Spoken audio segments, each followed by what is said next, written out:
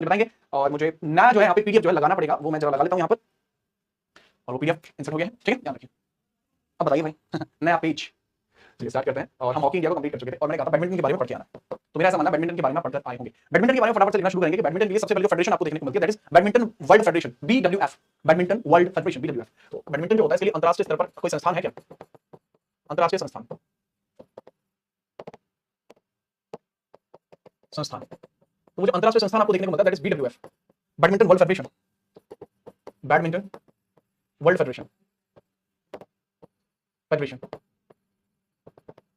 Badminton world federation, BWF, ठीक है। चलिए अब बात को समझिए, बैडमिंटन वर्ल्ड फेडरेशन की अगर मैं बात बताऊं तो सर इसकी स्थापना होती है 1934 में, इसकी स्थापना होती है 1934 में, और इसके जो हेडक्वार्टर्स हैं, इसके जो हेडक्वार्टर्स हैं, कौन से quarter? Headquarters,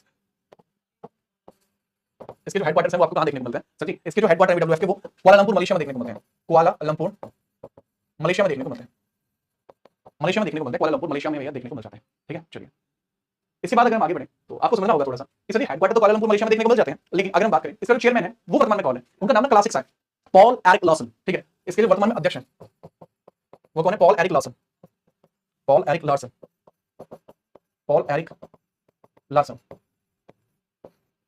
Paul Eric Larsen, ठीक है। चलिए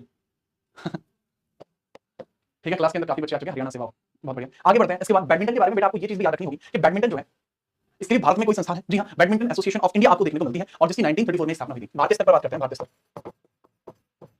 भारतीय स्तर संस्था क्या आपको देखने को मिलती है? जी हाँ, क्यों नहीं देखने को मिलती सर? छोटी बात मत लिखो, अच्छा भाई लिखो तो सर, देखने को मिलती है बैडमिंटन एसोसिएशन ऑफ इंडिया, ठीक है। क्या देखने को मिलती है? बैडमिंटन एसोसिएशन ऑफ इंडिया, क्या हुआ?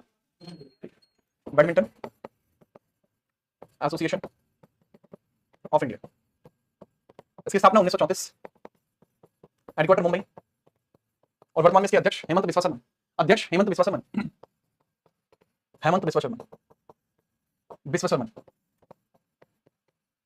हेमंत बिस्वा शर्मा, ठीक है। चलिए क्लियर, जी हाँ, हेमंत बिस्वा शर्मा आपको देखने को यहाँ पर मिल जाएंगे। तो बैडमिंटन एसोसिएशन ऑफ इंडिया, भारतीय बैडमिंटन संघ, भारतीय बैडमिंटन संघ, बैडमिंटन संघ आपको देखने को मिलेगा।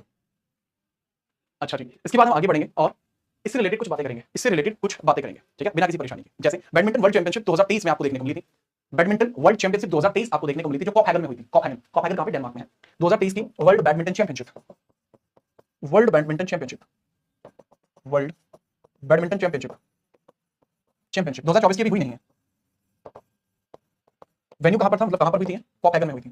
कोपहैगन कहां पे? डेनमार्क में, कोपहैगन में हुई थी। और कोपहैगन कहां पे है? कोपहैगन, और कोपहैगन कहां पे? डेनमार्क,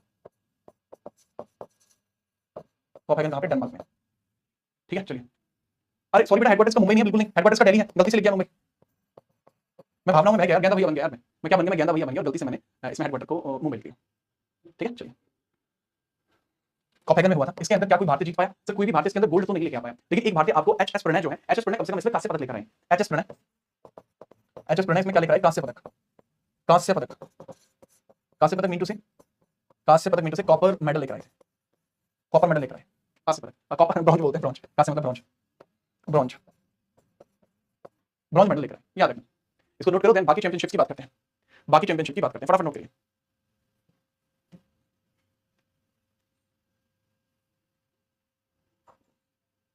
चलिए, इसके बाद बैडमिंटन से रिलेटेड कुछ मतलब इवेंट्स की बात करते हैं जो बैडमिंटन से रिलेट करते हैं। सर ये जो है हेमंत बिस्वा शर्मा, जी हाँ, ये असम के सीएम भी हैं। अब इससे रिलेटेड कुछ हम बात करते हैं, कुछ इंपोर्टेंट गेम्स वगैरह हैं जो इसमें हुए हैं, उनके बारे में थोड़ी सी बात कर लेते हैं। सबसे पहले जो सबसे फेमस चैंपियनशिप अगर कोई होती है इसमें, तो दो कप होता है, एक ऊबर कप होता है, ठीक है, एक ऊबर कप होता है और एक आपको थॉमस कप देखने को मिलता है। Thomas cup and Uber cup, इससे रिलेटेड आपके थॉमस कप आपको देखने को मिलता है, Thomas cup and Uber cup आपको देखने को मिलता है, ऊबर कप। थॉमस आपको कैसा नाम लग रहा है? तो थॉमस आदमियों के जैसा नाम लग रहा है कि hey Thomas how are you, hey Thomas how are you, तो ये आदमियों के जैसा नाम लग रहा है। तो थॉमस कप जो होता है ये मेल कैटेगरी में होता है, ये महिला वर्ग में होता है, वुमन कैटेगरी में होता है, मेल लिखते हैं, मैन लिखते हैं, मैन कैटेगरी, और ये वुमन कैटेगरी में होता है, ठीक है। दोनों के दोनों किस चीज से जुड़े हुए कप हैं? सर बैडमिंटन से जुड़े हुए कप है। और ये 2023 वाले जो इसके इवेंट है वो कहां आपको देखने को मिलेगा? बैंकॉक में देखने को मिलेगा, बैंकॉक, बैंकॉक में देखने को मिलेगा, ठीक है सर जी। अब यदि मैं बात करूं थॉमस कप का जो फाइनल हुआ था वो किस के बीच में हुआ? ये भारत के लिए बहुत बड़ी बात है कि थॉमस कप का जो फाइनल है ये किस के बीच में हुआ, वो बहुत जरूरी है। इंडिया और इंडोनेशिया के बीच में हुआ था, इंडिया और इंडोनेशिया के बीच में, ये साउथ कोरिया और चीन के बीच में, ये तो साउथ कोरिया चीन, south Korea versus China, and this was between India and Indonesia, Indonesia. और आपको जानकर अच्छा लगेगा कि इंडिया ने पहली बार इसके अंदर बढ़त बनाई और India won this for the first time, पहली बार जीती। साउथ कोरिया इधर जीत गया, साउथ कोरिया ने तो चाइना को हरा दिया, तो that is necessary, Uber women के लिए होता है और मैन के लिए थॉमस होता है। दोनों चीजें आपसे पूछी जा सकती है बैडमिंटन में फेमस कप। इसके बाद आपको देखने को मिलता है स्विस 300 आपको देखने को मिलता है, स्विस 300 कप आपको देखने को मिलता है, कनाडा ओपन आपको देखने को मिलता है, और 9 एशियन गेम्स में 19 एशियन गेम्स में जो आपके एशियन गेम्स हुए 2023 में, एशियन गेम्स जो आपके 2023 में हुए हैं, इसके अलावा स्विस कप, स्विस 300 कप, ये भी 2023 में आपको देखने को मिला है, स्विस 2023 भी आपको देखने को मिला है, इसके अलावा कनाडा ओपन भी आपको देखने को मिला है, कनाडा ओपन भी आपको देखने को मिला है, कनाडा ओपन और ऑरिलियंस रहने दो, कनाडा ओपन देखो, ये भी आपको 2023 में देखने को मिला था हिंदी में। अब एशियन गेम्स के अंदर बैडमिंटन में गोल्ड आया, बैडमिंटन में क्या आया, बैडमिंटन में आया गोल्ड, और इस गोल्ड को लेकर कौन आया था, वो बड़ी बात है, इस गोल्ड को लेकर कौन आया था, दैट वाज चिराग, चिराग सात्विक, चिराग सात्विक, चिराग सात्विक von this medal, Chirag Canada open में लक्ष्य सेन, लक्ष्य सेन इंडिया की तरफ से जीते, ठीक है, और स्विस 300 के अंदर चिराग एंड सात्विक, ठीक है, याद रखना, ठीक है, चिराग एंड सात्विक आप ये जीते हैं, ठीक है, चलिए, ठीक है, तो याद रखना थॉमस जो है काफी ज्यादा मतलब आपको देखने को मिला, थॉमस एक ऐसा नाम है जो मेजरली मेल्स का होता है, hello Thomas how are you, तो दिस इज मेलिंग। उबर जो होता है, उबर एक कैब ऐप है, कैब का ऐप है, कैब का आदमी है तो वो पैदल भी चला जाएगा, लेकिन एक महिला होगी, एक महिला होगी तो कैब से जाएगी तो ज्यादा सुरक्षित रहेगी, दैट इज अ थिंग जो आप याद रख सकते हैं, ठीक है। तो बैडमिंटन के अंदर रिलेटेड जितने कप से वो इसी तरीके से आप सारे के सारे याद रख सकते हो बिना किसी परेशानी के, और आपको दिक्कत भी नहीं होगी, आपको दिक्कत भी नहीं होगी, ठीक है सर। आगे बढ़े, आगे आप देखते हो बैडमिंटन से रिलेटेड जो शब्दावली है और इससे रिलेटेड जो आपके कप्स हैं उसके बारे में बात करते हैं। सारे याद नहीं करने, मैंने लिख सारी दी हैं पर आपको सारे याद नहीं करने, ठीक है। स्मैश, स्मैश करना क्या होता है, जब इस तरीके से आप रैकेट को स्मैश करते हैं ना, ठीक है, दैट वाज स्मैशिंग। स्मैशिंग जो होती है वो तब की जाती है जब अग्रेसिव गेम चल रहा हो, ठीक है। चलिए मतलब इस तरीके से एक बंदा खेल रहा था, ठीक है, मतलब कैसे बताऊं, मान के चलिए रैकेट है तो ऊपर से बॉल आई और मैं इस तरीके से करके इसको ऐसे मार दूं, दैट इज कॉल्ड स्मैश, ठीक है, वो यहां पे होता है। लव जो होता है एक पॉइंटर होता है इसके अंदर, लव जो होता है एक पॉइंटर इसके अंदर आपको देखने को मिलता है, बैडमिंटन में पॉइंट होता है, टेनिस में भी पॉइंट होता है, टेनिस में भी होता है एंड बैडमिंटन में भी होता है, बैडमिंटन में भी होता है, जैसा कि आप सभी जानते हैं लव का मतलब तो लव ही होता है, ठीक है, लेकिन ये बेसिकली पॉइंटर डिजाइन पॉइंटर होता है, डिजाइन पॉइंटर होता है, तो इसके बारे में भी थोड़ा सा आप याद रखेंगे बिना किसी परेशानी के, ठीक है, मतलब आप याद रखें। नेक्स्ट शटल, शटल जो चिड़िया होती है, चिड़िया, दिस इज शटल, ये जो चिड़िया है ये शटल है, ये जो चिड़िया है ये शटल है इसमें, ठीक है, याद रखना। डबल फॉल्ट, दो बार कंटीन्यूअसली जो फॉल्ट होता है that is called double fault. Drop, गिर जाना, ड्रॉप होता है। सर्विस कोर्ट, जिसका कोर्ट होता है उसके अंदर जो लंबाई वगैरह होती है उसके अंदर कुछ ऐसा स्पेस होता है जो सर्विस के लिए खाली होता है, that is called service court. Deuce, deuce basically एक टर्म यूज किया जाता है जो उसके स्कोर कार्ड से रिलेटेड होता है, ठीक है, याद रखना। और लॉबी, लॉबी साइड में जो स्पेस होता है उसको लॉबी बोलते हैं, ठीक है, याद रखना। जीरो को लव बोलते हैं, हाँ भाई जीरो को लव बोलते हैं, जीरो पॉइंटर्स लव बोलते हैं। एडवांटेज भी इसमें होता है, एडवांटेज, ठीक है, एडवांटेज, एडवांटेज भी इसमें होता है। एडवांटेज का मतलब क्या होता है, जब फाइनल पॉइंट जैसे 20-20 पे आप विनर हो, 20 पर कोई विनर होना है, 20 पर कोई विनर होना है और 19-19 दोनों टीमों के इक्वल हो जाए, इसके भी 19 होना है, इसके भी 19 हो जाए, तो ऐसी कंडीशन में एडवांटेज शुरू हो जाएगा। अब अगर इसको जीतना है तो इसको कंटीन्यूअसली 2 पॉइंट बनाने पड़ेंगे, इसको जीतना है इसको कंटीन्यूअसली 2 पॉइंट बनाने पड़ेंगे, दैट इज कॉल्ड एडवांटेज, ठीक है, याद रखिए। इंपोर्टेंट कम है, ऑस्ट्रेलेशिया कप इसके अंदर होता है, यूरोप कप होता है, एक बार एग्जाम में यूरोप कप पूछा जा चुका है, ऑस्ट्रेलेशिया कप नहीं पूछा। इब्राहिम रहीमतुल्लाह कप पूछा जा चुका है, इंपोर्टेंट है। कोनिका कप पूछा जा चुका है, नारंग कप पूछा जा चुका है, ठीक है। सोफिया नहीं पूछा, ऐसा रुया नहीं पूछा, थॉमस जरूरी है, ओवर जरूरी है, योनेक्स कप जरूरी है। जिनके ऊपर स्टार लगाया सिर्फ वही याद करें, अलग याद रखने की जरूरत नहीं। याद रखने का तरीका है, यूरोप के अंदर आप खेलते हैं, यूरोप के अंदर जो फीमेल्स होती है वो बहुत ज्यादा टेनिस, बहुत ज्यादा बैडमिंटन खेलती है, तो याद रखना। इब्राहिम रहीमतुल्लाह नाम के एक व्यक्ति थे, इब्राहिम रहीमतुल्लाह, उनको बैडमिंटन बहुत पसंद था, कोनिका, ठीक है। इतना न्यू कह रहे थे कि भाई कोई ऐसा नहीं है, कोई किसी भी कलर का आ जाओ, कोई किसी भी कलर का आ जाओ, नारंगी आ जाओ, बेशक नारंगी आ जाओ, लेकिन इब्राहिम भाई यूरोप से लेकर और इंडिया तक किसी से नहीं आ सकते थे। आप भले थॉमस को बुला लो या किसी फीमेल को बुला लो, ऊपर से आपने लेकर आए, या किसी योन भाई को बुला लो, इब्राहिम भाई किसी से नहीं डरते। तो याद रखने का तरीका क्या है, इब्राहिम नाम का एक व्यक्ति था, इब्राहिम रहीमतुल्लाह, उनको बैडमिंटन खेलना बहुत पसंद था। वो कौन भी आ जाए उनके सामने उनको डर नहीं था, कौन भी आ सकता है उनके सामने, ठीक है, कौन भी आ सकता है, उनको किसी का डर नहीं था, किसी भी रंग का आ सकता है, नारंगी भी आ सकता है, भले थॉमस आ जाए, भले कोई महिला आ जाए, ठीक है, भले योनेक्स आ जाए, वो किसी से नहीं डरते थे। यूरोप तक उनका जो चर्चा था वो फैली हुई थी, ठीक है, याद रखना। क्वेश्चन कैसे बनेगा, पूछा जाएगा कोनिका कप किस चीज से रिलेटेड है, आप बताओगे कोनिका कप बैडमिंटन से रिलेटेड, थॉमस कप किससे रिलेटेड है, उबर कप किससे रिलेटेड है, नारंग कप किससे रिलेटेड है, यूरेशिया कप किससे रिलेटेड है, यूरोप कप किससे रिलेटेड है, ठीक है, याद रखना। अगला, अगली हम बात करते हैं टेनिस के बारे में। अच्छा नोट कर लिया है तो बता दो, थोड़ा ज्यादा है ये, हल्का सा नोट करना थोड़ा मुश्किल होगा, समय दे रहा हूं, नोट कर लीजिए, ठीक है, समय दे रहा हूं, नोट कर लीजिए। टेनिस का भी ठीक ठाक हिसाब किताब। टेनिस के बारे में बात करूं, 1913 में इसके जो मतलब संस्था बनाई जाती है, 1913 में एक संस्था बनाई गई, इसको बोला गया टेनिस फेडरेशन, ठीक है, इसको बोला गया international tennis federation, international tennis federation, tennis federation, international tennis federation इसको बोला गया, क्लियर है। 1920 में स्थापना की गई, हेडक्वार्टर इसके लंदन में है, हेडक्वार्टर का लंदन में, और इसका जो अध्यक्ष है दैट इज डेविड हैगेटी, इसके जो चेयरमैन है डेविड हेगेटी, डेविड हेगेटी, सदस्य 211, चलिए सदस्य 211 है, आपको याद रखना।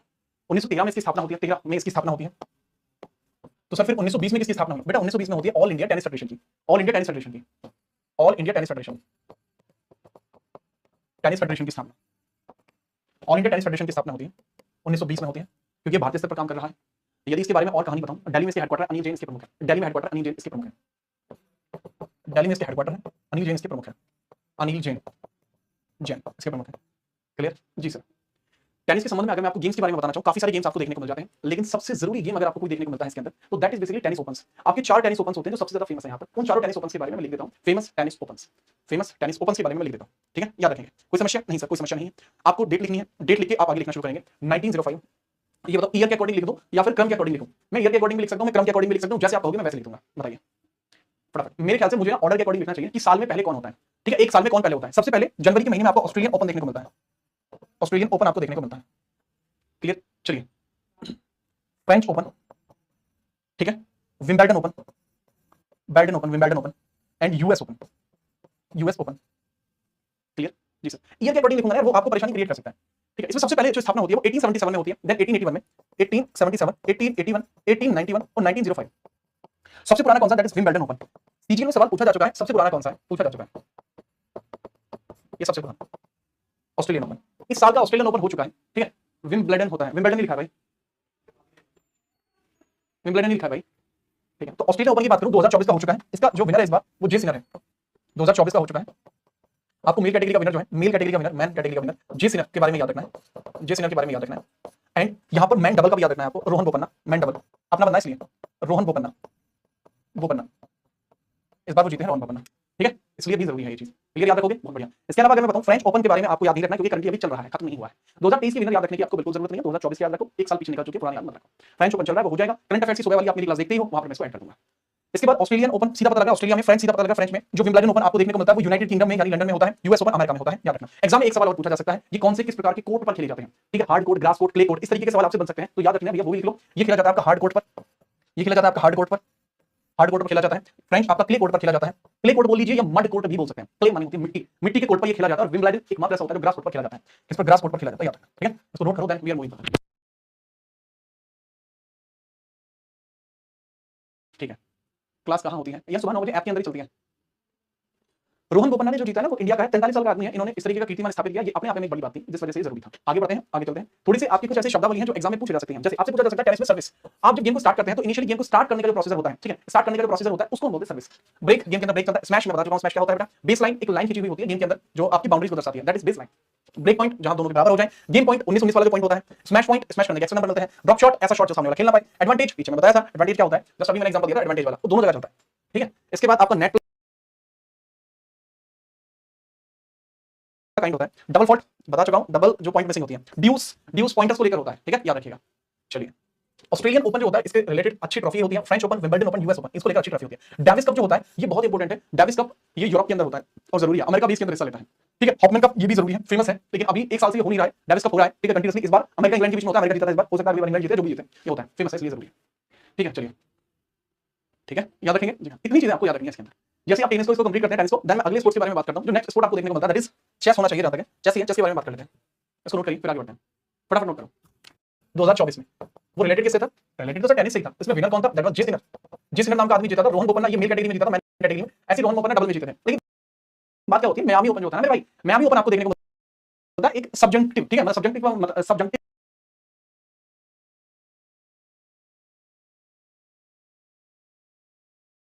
हाँ भाई, नोट कर लिया। गर्मी की चर्चा चल रही है भाई, गर्मी किस हिसाब की पड़ रही है, बेभाव की गर्मी पड़ रही है। सर मियामी ओपन किसमें होता है? मियामी ओपन अगर आप वैसे देखेंगे ना, अभी देखो मियामी ओपन हुआ था 2024 में, वो रिलेटेड किससे था? रिलेटेड तो सर टेनिस से ही था। इसमें विनर कौन था? That was J Sinner. J Sinner नाम का आदमी जीता था। रोहन बोपन्ना ये मेल कैटेगरी में जीता था, मैन कैटेगरी में, ऐसे रोहन बोपन्ना डबल में जीते थे। लेकिन बात क्या होती है, मियामी ओपन जो होता है ना मेरे भाई, मियामी ओपन आपको देखने को मिलता है एक सब्जेक्टिव, ठीक है, मतलब सब्जेक्टिव का मतलब है कि ये आपको एक सेपरेटली देखने को मिलता है, इतना ज्यादा फेमस नहीं है, ठीक है। चलिए सर, कोर्ट की लंबाई वगैरह नहीं आती है, एग्जाम में आती है भाई, ठीक है, बैट की लंबाई भी आती है, बॉल का वजन भी आता है, वो आपको जैसे ही कंप्लीट होते हैं टर्म्स उसके बाद में लिखाऊंगा, क्योंकि वो एक तब से लिखवाने हैं सारे, इस वजह से। चलिए भाई, चेस की बात करते हैं। सबसे पहले चेस को लेकर आपको इसके इंटरनेशनल ये पता होना चाहिए कहां-कहां पर देखने को मिलते हैं चेस के बारे में। चेस का एक इंटरनेशनल एसोसिएशन होती है फाइड, ठीक है, चेस की इंटरनेशनल एसोसिएशन होती है फाइड, जिसको बोलते हैं वर्ल्ड चेस फेडरेशन, फाइड। ये इंटरनेशनल लेवल पर काम करती है, world chess federation, chess federation. आपसे एग्जाम में पूछा जाएगा शतरंज को लेकर पर काम करती है, ठीक है। तो आपको क्या बताना है? आपको बताना है चेस। 1924 पेरिस में इसकी स्थापना हुई थी, 1924 पेरिस में इसकी स्थापना हुई थी। वर्तमान में अगर बात करें फाइड का अध्यक्ष कौन है? बेटा अध्यक्ष को तो छोड़ो, अध्यक्ष तो मैं भी लिख दूंगा, लेकिन उपाध्यक्ष मत बोलना, उपाध्यक्ष नहीं बोलना, दैट इज विश्वनाथ आनंद, भारत के हैं, इसलिए जरूरी है। जो भारतीय होते हैं और अगर वो किसी इंटरनेशनल संस्था में है तो बहुत जल्दी हो जाता है, याद रखना, दैट इज विश्वनाथ आनंद, विश्वनाथ आनंद, ठीक है। चलो याद रखिएगा। अध्यक्ष की बात करूं, अध्यक्ष का बड़ा कॉमन सा नाम है जो आपको याद रखना, आर कैरी ओ नाम से आपको याद रखना, आर कैरी ओ, उनका सरनेम है ओ, ठीक है, याद रखना। ये तो होगी इंटरनेशनल संस्था। फिर आपसे पूछा जाता है भाई नेशनल भी बता दे। इंटरनेशनल तो हमें पता लगी, लेकिन अब नेशनल के बारे में थोड़ा सा जो है प्रकाश इस बात पर भी डाल दिया जाए। 1951 में स्थापना होती है, ठीक है, 1951 में इसकी स्थापना होती है, चीनी में हेडक्वार्टर है, इसको बोला जाता है all India chess federation, all India chess federation. 1951 में इसका जो है स्थापना आपको देखने को मिलती है 1951 में, ठीक है, और इसके हेडक्वार्टर है चेन्नई में, इसके हेडक्वार्टर है चेन्नई में, इसके हेडक्वार्टर कहां भाई, चेन्नई में इसके हेडक्वार्टर देखने को मिलते हैं। और ये चीज भी याद रखना कि हेडक्वार्टर तो ठीक है, इसके अध्यक्ष कौन है, संजीव कपूर, संजीव कपूर, ठीक है। इसके अंदर आपको जो खाने देखने को मिलते हैं 64 ब्लॉक्स आपको देखने को मिलते हैं, और ये 64 ब्लॉक्स जो होते हैं ये 32 ब्लॉक होते हैं, 32 व्हाइट 32 ब्लैक। मेजर इसका कलर ब्लैक एंड व्हाइट होता है, ग्रीन कलर यहाँ पे लिखा हुआ है वो इंटरनेट कलर है। अगर बेसिक आप कभी चेस खेलने के लिए जाओगे वहाँ ब्लैक कलर ही होता है, ठीक है, इंटरनेशनल लेवल पर। इसके अंदर आपकी कुछ चीजें होती है जैसे चेकमेट, जब आप सामने वाले के राजा को बिल्कुल हराने की कगार पर आ जाए और जो राजा है वो अगली चाल के साथ हार जाएगा, that is called checkmate. Shogi opening का एक तरीका होता है, जैसे मैं अगर मैं पर्सनल अगर मैं चेस खेलता हूं तो मेरी जो मतलब फीचर है, मैं जो स्टार्ट करता हूं मैं इस वाली गोटी को आगे करके यहां पे रख के स्टार्ट करता हूं। बहुत सारे लोग जो होते हैं जैसे मेरा भाई है, मैं और मेरा भाई काफी चेस खेलते हैं, तो मेरी ओपनिंग स्टाइल यहां पे है और उसकी जो ओपनिंग स्टाइल है वो हॉर्स को यहां पर लेके आता है, ठीक है, दिस इज कॉल्ड शोगी, ठीक है, ओपनिंग स्टाइल, ठीक है, याद रखना। संजय संजय संजय संजीव नहीं, संजय, हाँ सही बात है, संजीव ये संजय है, संजय कपूर, ठीक है। इसके बाद स्टेलमेट, स्टेलमेट एक ऐसी कंडीशन होती है, एक ऐसी कंडीशन पैदा होगी कि मतलब ये सारे उसके भी मर गए, सारे मेरे भी मर गए, ठीक है, इसमें भी हमारे ये तीन मर गए, ये तीन मर गए, अब ये तीन लोग बचे हैं। अब ये तीन लोग में एक राजा है मेरा, मर ना तो हो सकता ना मैं सकता, ठीक है, हम एक दूसरे से बचते रहेंगे बस। तो एक ऐसी कंडीशन जब हार या जीत जो है वो निश्चित ना हो पाए, that is called stalemate. Gambit, gambit में चाल होती है, मतलब गैम्बिट चाल इंडिया में तो बहुत कम लोग खेलते हैं। इंडिया गैम्बिट में क्या होता है, जैसे राजा है, ये वाला जो ऐसा है that is queen, that is king, तो अगर हम गेम स्टार्ट होते हैं इनको पलट लें, दैट इज कॉल्ड गैम्बिट। एक चाल होती है गैम्बिट, आप अपने राजा को सेव कर लेते हो, उसके पोजीशन बदल के, सामने वाले को पोजीशन समझ में नहीं आती गैम्बिट करने से, ठीक है। पॉन प्यादा होता है, पॉन दिस इज पॉन आगे वाला, रूक हाथी होता है, ये वाला रूक होता है हाथी, बिशप ऊंट होता है, और ऊंट मतलब वजीर को बोलते हैं हमारे यहाँ, ये वाला ऐसा घोड़े के साइड में ऊंट होता है, दैट इज कॉल्ड बिशप। इससे जुड़ी हुई कुछ ट्रॉफी है, ओलंपियाड ट्रॉफी है, नायडू ट्रॉफी है, ठीक है, केतन ट्रॉफी है, लिम्का ट्रॉफी है, और कुछ भी याद नहीं रखना भाई इसमें से, दो याद रख लेना, एक ओलंपियाड याद रख लेना, नायडू ट्रॉफी याद रख लेना, बाकी सारी भूल जाओ, कोई जरूरत नहीं है, ठीक है। ये क्यों लिखी है सर फिर बेटा, वो उसके लिए लिखी है क्योंकि बहुत सारे बच्चे कहते हैं सर उन वालों ने तो सर जी वहाँ पे इतनी सारी ट्रॉफी लिखवाई, आपने दो क्यों लिखवाई बेटा, आगे दो ही, पीछे 10 सालों में दो ही आई है, लेकिन ये इसलिए लिखवाई है ताकि आपको लगे ना कि सर ने को छुड़वा दिया। मैं अगर हाथ से लिख के पढ़ाता मैं ओलंपियाड नायडू ही लिखता, इसलिए अगर मैं ओलंपियाड नायडू की बात करूं, अभी अपना 44वां चेस ओलंपियाड हुआ था जो चेन्नई में आपको देखने को मिला था, 44वां चेस ओलंपियाड हुआ था जो चेन्नई के अंदर हमें देखने को मिला था, उसके अंदर इंडिया विक्ट्री नहीं कर पाई, ठीक है, उसके अंदर जो इंडिया वो विक्ट्री नहीं कर पाई, उसके अंदर जीता कौन, उज्बेकिस्तान। 44th चेस ओलंपियाड हुआ था, चेन्नई में हुआ था, उसके अंदर इंडिया नहीं जीती, कौन जीता, उज्बेकिस्तान। इसको नोट करो, आगे बढ़ते हैं, बढ़ते हैं आगे। आपको गेम देखने को मिलता है अपना टेबल टेनिस, ठीक है, आगे आपको गेम देखने को मिलता है टेबल टेनिस। अच्छा, आप ये दिमाग में आपकी एक बात आ रही होगी, सर जी आप बताते तो जा रहे हो एग्जाम में क्या सवाल आता है जी इनका, हमारा तो मूड खराब हो जाएगा अगर एग्जाम में सवाल नहीं आया तो। देखो एग्जाम में क्या सवाल आएगा, एग्जाम में आपसे इस तरीके के क्वेश्चन आ सकते हैं जो कि मैंने कल भी हल्का सा बताया था, हल्का सा दोबारा बता देता हूं सकते हैं। जैसे मान के चलो आपके सामने यही आ जाएगा, ठीक है, कि एकल के लिए बैडमिंटन कोर्ट की लंबाई क्या होती है, हालांकि इसका आंसर 1340 है, ठीक है। या फिर आपसे एक शब्द पूछा जाता है जैसे ये स्टेट ड्राइव शब्द किससे रिलेटेड है, अब ये सवाल तो मैंने पढ़ा दिया। स्टेट ड्राइव, स्टेट ड्राइव एक गेम का एक शब्द होता है जो टर्म में पढ़ा रहा हूं, तो क्रिकेट के अंदर नहीं खेलता विराट कोहली स्टेट ड्राइव नहीं खेलता, परफेक्ट स्टेट ड्राइव खेला, hook shot, push shot, state drive, helicopter shot, ठीक है, बाई एम्पायर, दूसरा मैनकेड, गली, यॉर्कर, क्रिकेट के हैं। इसी तरीके से सभी गेमों के पूछे जाते हैं, ये तो मैंने एग्जाम के लिए क्वेश्चन लिया था, सभी गेमों के ऐसे पूछे जाते हैं। अब जैसे अब हम कौन से गेम की बात कर रहे थे अपने टेबल टेनिस की, तो टेबल टेनिस में क्या होता है, कुछ शब्द पूछे जाते हैं, जैसे वैली, वैली क्या होता है, दिस इज वैली, बॉल की वैली होती है। चॉप का मतलब छक्का नहीं होता, चॉप का मतलब मारना होता है, तिरछा अगर किसी को मारोगे that is called chop. Drive spin, बहुत सारे आपने मलिका बत्रा को खेलते हुए दिखा हो तो वो ऐसे करके खेलती है, मतलब इसको हाथ में लेके फ्लिप करती है, और वो जो फ्लिप होती है ना उससे क्या बॉल घूमती हुई जाती है, that is called drive spin. Let service खेलने का तरीका है लोगों को डराने के लिए, एक बार ऐसे हाथ चला के फिर सर्विस करना, that is let service. Back hand हाथ के पीछे की तरफ से मारना, एक तो ये तो हो गया नॉर्मल हैंड, और एक होता है ये upper hand, that is called back hand. Double fault game का एक टाइप होता है जब आपके जो बॉल है वो डबल गिर जाती है, that is called double fault. Rally वो मतलब साइड वाली लाइन होती है, ठीक है। और चाइना ग्रिप पकड़ने का एक तरीका होता है, और चाइना ग्रिप मुझे गोल्फ की चाइना ग्रिप पता है, गोल्फ की चाइना ग्रिप जो होती है वो इस तरीके से बनती है गोल्फ वाली, ठीक है, गोल्फ की जो चाइना ग्रिप होती है, ठीक है, वो इस तरीके से बनती है। मैं गोल्फ का पता है मुझे, गोल्फ कई बार खेला है, तो उसमें चाइना ग्रिप ऐसे बनती है, इसमें जो चाइना ग्रिप बनती है वो उंगली से बनती है, पीछे वाली उंगली से, ठीक है, फंसा के। चलिए टेबल टेनिस की बात करें, सर इनकी संस्था भी बता दीजिए। देखो टेबल टेनिस की जो संस्था है भारतीय और इंटरनेशनल दोनों सेम ईयर में बनी थी, तो दोनों की ईयर तो आपको याद होगी, ठीक है। ईयर 1926 है, हमारी table tennis federation international level की है, इंडियन लेवल की, दोनों 1926 में बनी है, 1926 1926 table tennis federation, international TT federation, table tennis federation. Headquarter है लॉस में, स्विट्जरलैंड में, हेडक्वार्टर है लॉस में, लुशाने हिंदी में बोलते हैं, इंग्लिश में बोलते हैं लॉस में, ठीक है, स्विट्जरलैंड के अंदर, ठीक है। इसके अलावा अगर मैं बात करूं इसके चेयरमैन कौन है अभी फिलहाल में, चेयरमैन कौन है बताओ फटाफट से, आप इसके चेयरमैन बताइए। इंडिया के अंदर जो है टेबल टेनिस फेडरेशन है उसके हेडक्वार्टर है न्यू दिल्ली में। मेजरली स्पोर्ट्स के जितने भी इवेंट होते हैं वो न्यू दिल्ली के थ्रू ही कनेक्ट किए जाते हैं, और वर्तमान में मेघना अलावत एक फीमेल बनी है जो पहली बार इसको संभाल रही है, ठीक है, नाम नहीं बता पा रहे हो, दैट इज पेट्रा शॉलिंग। पेट्रा शॉलिंग नाम के व्यक्ति है जिसके चेयरमैन पेट्रा शॉलिंग, ये जो नाम है स्पेनिश में लिखा हुआ है कि स्पेन के हैं। इंडिया के अंदर जो all India table tennis federation, all India TT federation, मेघना अलावत न्यू दिल्ली, और मेघना अलावत फीमेल है, महिला है, पहली बार आई है, याद रखना मेघना अलावत, अलावत, ठीक है, याद रखिएगा। हाँ जी, अब इससे रिलेटेड जो कप होते हैं जैसे बड़ा बैला कप बिल्कुल जरूरी नहीं है, कॉर्बॉलियन बिल्कुल जरूरी नहीं है, जयलक्ष्मी कप जरूरी है, राजकुमारी चैलेंज कप बिल्कुल जरूरी है, ठीक है, और आपका स्वातलिंग कप बिल्कुल नहीं, प्रावणकोट कप बिल्कुल जरूरी है। तो आप जयलक्ष्मी याद रखना, राजकुमार चैलेंज कप याद, राजकुमारी चैलेंज कप याद रखना, प्रावणकोट कप याद रखना, तीनों ही जरूरी है, तो ये तीनों ही आपको याद रखने होंगे, ठीक है, याद रख लेना इनको, नोट कीजिए, फिर आगे बढ़ते हैं अगले स्पोर्ट्स की तरफ।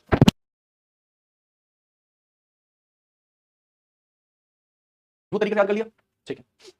अगला सवाल, अगला है आपका रेसलिंग का, रेसलिंग के बारे में है, ठीक है। कबड्डी के बारे में अगर आप पहले कर लोगे तो ज्यादा बेटर रहेगा कबड्डी का, ठीक है, कबड्डी का, क्योंकि रेसलिंग से बहुत सारे ऐसे शब्द होते हैं जो इसमें रिलेटेड होते हैं। कबड्डी भाई कहां पर है, गोल्फ, बॉक्सिंग, कबड्डी, ठीक है, कबड्डी को पहले करते हैं, कबड्डी के बाद रेसलिंग का बताऊंगा, वो ज्यादा सही रहेगा, फिर कबड्डी आराम से खेल सकते हैं।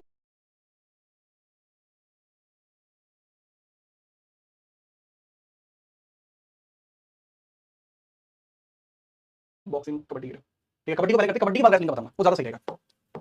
तो कबड्डी आराम से क्लियर हो जाएगी, देखो फाउल होगा, लॉना होगा, कॉल होगा, बोनस और रेड। इसके अलावा अटैक लाइन, ठीक है, अटैक लाइन इसमें नहीं होती, इसमें होता baulk line, baulk line, baulk line, bonus line, bonus line, baulk line, bonus line, and इसके बाद लॉबी, ये इसके अंदर होती है, ये इसके अंदर होती है। क्लियर जी।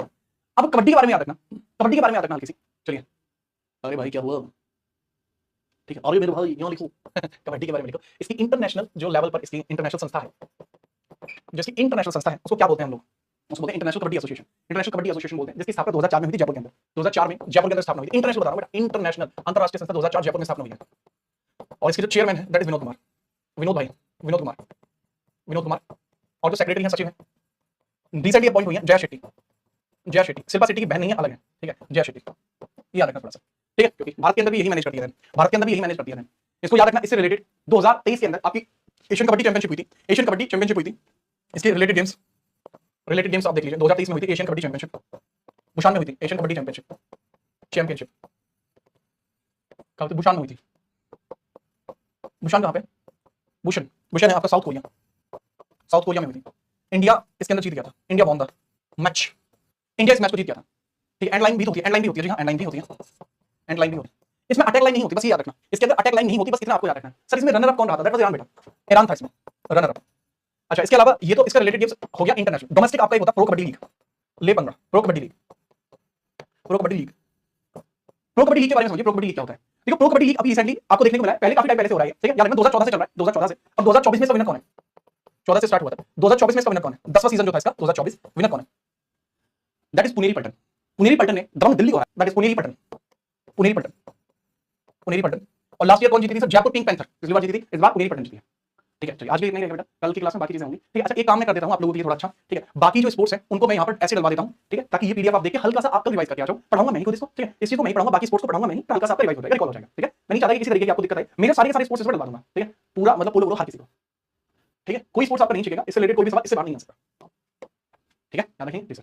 सर आरआरबी के जो नए बैच स्टार्ट हुए हैं, क्या वो मुझे खरीदने चाहिए बेटा? अगर आपको ऐसा लगता है आप खरीदना चाहते हैं, खरीद सकते हैं। अगर आपको लगता है आपको आरआरबी के लिए पढ़ना है, कुछ स्पेसिफिक आपको ज्ञान प्राप्त करना है आरआरबी का, तो बिल्कुल खरीदिए भाई, ठीक है। मैं देखो ये आपके पर्सनल डिसीजन के ऊपर छोड़ता हूँ कि अगर आपको लगता है जरूरी है तो आप खरीदिए भाई, ठीक है भाई। मैं देखो सच्चा आदमी हूं, मैं ये नहीं करता भाई, वेरी ऑनेस्ट। मेरी स्लाइड्स के ऊपर सत्य में जाता यूं नहीं होता। गोल्फ भी है, हाँ जी गोल्फ भी है, गोल्फ आपको तो खेल के दिखा दूं भाला जैवलिन थ्रो भी है, ठीक है, भाला फेंक भी हाल के मत लेना, भाला फेंक में आ जाना आप कभी भी मिलने के लिए मुझसे चलिए, चलो कल मिलते हैं, तब तक सावधान रहिए, सुरक्षित रहिए। आप सभी का धन्यवाद, आप क्लास के अंदर माहौल को बना के रख पाए, दैट्स वेरी गुड, ठीक है। सी यू टुमारो, सावधान सुरक्षित, धन्यवाद, जय हिंद जय भारत।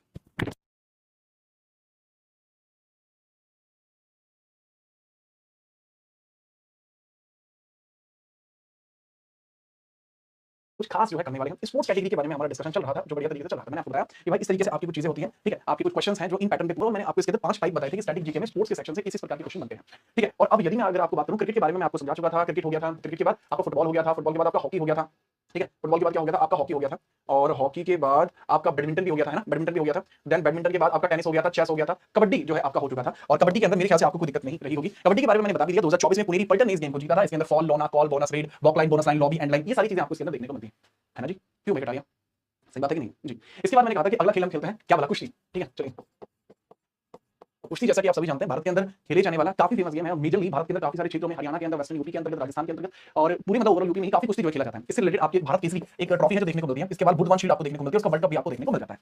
इसके रिलेटेड कुछ टर्म होते हैं, जैसे नॉकआउट करना, जो सामने वाले बंदे को जो आप चित्त कर देते हैं, चित्त करना, तो दैट इज कॉल्ड नॉकआउट करना। हाफ नेल्सन एक स्टेप होता है, हाफ नेल्सन मतलब मुझे वैसे तो यूज करना आता है हाफ नेल्सन, लेकिन मैं आपको मतलब ऐसे कैसे बताऊं, देखो ऐसे क्या होता है, जैसे मान के चलो मैं यहाँ पे हूं, ठीक है, और मतलब यहाँ से अगर हाथ निकाल के, यहाँ से अगर हाथ निकाल के ऐसे नाड़ के पीछे लेके जाए, ठीक है, यहाँ से, तो that will be called half Nelson. ये हाफ नेल्सन जो है ऐसे करके मतलब पटक नहीं देना किसी को, मतलब एक हाथ से उसकी नाक के पीछे यहाँ पे हाथ रख के, यहाँ से निकाल के यहाँ पे हाथ रख के पटक नहीं देना किसी को, तो हाफ नेल्सन कहलाता है। एक होता है फुल नेल्सन, एक होता है आपका फुल नेल्सन, या जिसको नेल्सन बोलते हैं। उसमें क्या होता है कि आप सामने वाले को दोनों हाथ मतलब यहाँ से जैसे मान के चलिए कि ये ऐसे दोनों मेरे हाथ हैं, इन दोनों हाथों से पीछे से हाथ निकाल के ऐसे गर्दन मेरी दबा ली जाए और इस तरीके से करा जाए, तो that will be called full Nelson. Nelson step जो है वो 5 नंबर आपको दिला दिया जाता है अगर आप कुश्ती में उसको यूज कर लेते हो, क्योंकि अगर किसी की नेल्सन की पकड़ मजबूत है तो सामने वाले को फिर गिरना ही होता है, मजबूत करना है। चलिए, हीव माने किसी को फेंकना, धक्का मार के फेंकना, और हीव जो इसमें यूज किया जाने वाला शब्द। फ्री स्टाइल कुश्ती होती है, कुछ कुश्ती होती है जिसमें कुछ रूल्स रेगुलेशंस नहीं होती, that are called free style कुश्ती। हैवी वेट मतलब भारी वजन वाली कुश्तियां भी होती हैं, पॉइंट किसी को मिल जाता है, भाई तेरा पॉइंट मेरा पॉइंट है। रोबस्ट किसी को रोबस्ट धक्का मारना, ठीक है, तो रोबस्ट कहलाता है। ब्रिज, ठीक है, चलिए सर करके दिखाओ अब भाई यहाँ किसको लेके हम, अच्छा ये ब्रिज में खड़े हैं अभी, ये दोनों किसमें खड़े हैं, ब्रिज में खड़े हैं, मतलब कुश्ती के जब ये करके खड़े होते हैं तो both are standing in the bridge, तो ब्रिज मतलब पुल बनाना नहीं होता, ब्रिज मतलब ब्रिज होता है, तो ये भी आपको इसमें ब्रिज देखने को मिल जाता है। एक फॉर्मेट है जो रेसलिंग में यूज किया जाता है। तो ये शब्दावली होगी, इसके रिलेटेड ट्रॉफी होगी, ठीक है। चलो अब बात करते हैं जी इससे रिलेटेड क्या कोई ट्रॉफी रिसेंट में आपको देखने को मिली, करंट में इसका कोई न्यूज आपको देखने को मिला है, ठीक है भाई, इसके बारे में बात करते हैं। तो अभी रिसेंटली आपको अंडर 20 वर्ल्ड कुश्ती चैंपियनशिप आपको देखने को मिली थी, जो जॉर्डन के अंदर हुई थी। अंडर 20 वर्ल्ड कुश्ती चैंपियनशिप, अंडर 20 वर्ल्ड कुश्ती चैंपियनशिप, कुश्ती चैंपियनशिप आपको देखने को मिली थी 2023 में, आपको देखने को मिली थी। कहां पर हुई थी? अमान जॉर्डन में, अमान जॉर्डन में हुई थी, अमान जॉर्डन में हुई थी। जो बजरंग पुनिया आपने नाम सुना होगा, ठीक है, बड़े फेमस लोग हैं, जैसे बजरंग पुनिया है, ठीक है, और अमित पंघाल है ये, और ठीक है, और योगेश्वर दत्त है, योगेश्वर दत्त तो बॉक्सर है, ठीक है, तो मतलब अमित पंघाल हो गया, ठीक है, या फिर अपना जो है बजरंग पुनिया हो गया, ये सब यही रेसलर है, ठीक है, ये कुश्ती खेलते हैं। इसके अलावा जो अभी संगीता फोगाट, रीता फोगाट, ठीक है, बिचूलिया का छोटा कम है, वो वाला जो दंगल मूवी है पूरा, तो वो फीमेल बॉक्सर्स के ऊपर बनाई गई है, हरियाणा से है बेसिकली, ठीक है। तो अब इसके अंतर्गत अगर मैं आपको बताऊं तो वर्ल्ड कुश्ती चैंपियनशिप आपकी हुई थी। इसके अंतर्गत इंडिया ने 14 मेडल जीते और इंडिया टॉप पर रहा। इंडिया ने कितने मेडल जीते? 14 मेडल जीते, जिसके अंदर से 4 जो थे वो गोल्ड थे। इंडिया ने कितने मेडल जीते? इंडिया ने 40 मेडल जीते, 4 इसके अंदर गोल्ड हो गए, 3 इसके अंदर सिल्वर हो गए और 7 इसके अंदर ब्रॉन्ज हो गए, ठीक है, 4 3 7। इस तरीके से भी आप इस चीज को याद रख लेंगे। और अब अगर इसके अंदर बात बताऊं कि कौन ऐसा व्यक्ति है जो इसके अंदर ज्यादा जो गोल्ड वाले जो कौन है? अमित, मोहित, प्रिया, अमित, मोहित, प्रिया और सविता, अमित, मोहित, प्रिया और सविता।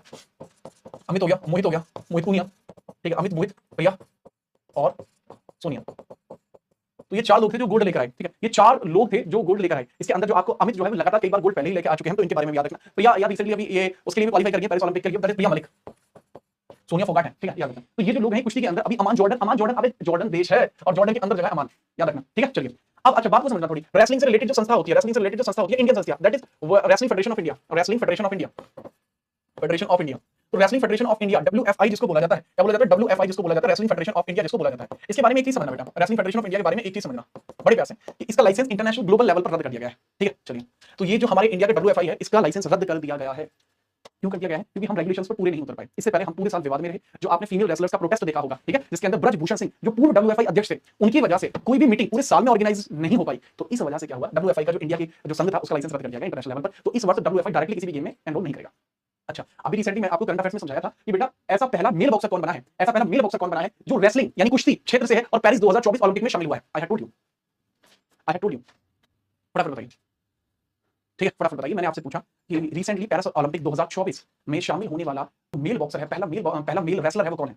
ये बार बार बॉक्सर कल परसों की क्लास में मैंने आपको बताया था। फटाफट बताएंगे आप, ठीक, तब तक मैं आगे बढ़ता हूं। नहीं भाई, आप उस क्लास में नहीं है बेटा, करंट अफेयर की क्लास में मैंने परसों की क्लास में, कल की क्लास में बताया था।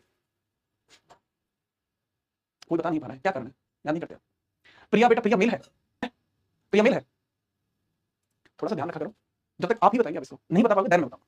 आगे बढ़िए, बॉक्सिंग की बात करते हैं हम। बॉक्सिंग में रिलेटेड आपको कुछ देखने को मिलते हैं, जैसे एस्पाई, अदजाहिया कप आपको, फेडरेशन कप आपको, वेल बेकर कप जो है वो एक दो बार आपसे पूछ लिया गया, वेल बेकर कप, ठीक है, वो किसी से रिलेट करता है, वो पूछ लिया गया। इसके अलावा रिंग जो होती है, रिंग वो ग्राउंड होता है जिसके ऊपर ये बॉक्सिंग जो है लड़ी जाती है, ठीक है। और जैसा कि आप सभी जानते हैं बिल्लू बॉक्सर मित्र है भाई का, ठीक है, तो बिल्लू बॉक्सर ने बहुत सारी चीजें बताई हैं, जैसे कि पंच मारना, ठीक है, बकल किसी को पकड़ना, जैब वो मतलब सीना तानना का काइंड ऑफ टाइमिंग होती है, ठीक है, टाइमिंग होती है गेम की। इसके अंदर बॉट भी एक तरीके का पंच होता है, हुक मतलब इस तरीके से मारते हैं ना, ऐसे, ठीक है, ऐसे वाला वो होता है, ठीक है। एंड अपर कट जो साइड से मारा जाता है, that is also upper cut. Upper cut के लिए फेमस एक पर्सन है, ठीक है, जो वो थे ना मोहम्मद नाम के जो बॉक्सर थे, वो अपर कट बहुत अच्छे मारते थे, याद रखना। अब अगर मैं बात करूं बॉक्सिंग से रिलेटेड अगर मैं बात करूं तो इससे रिलेटेड क्या कोई रिसेंटली गेम हुआ था?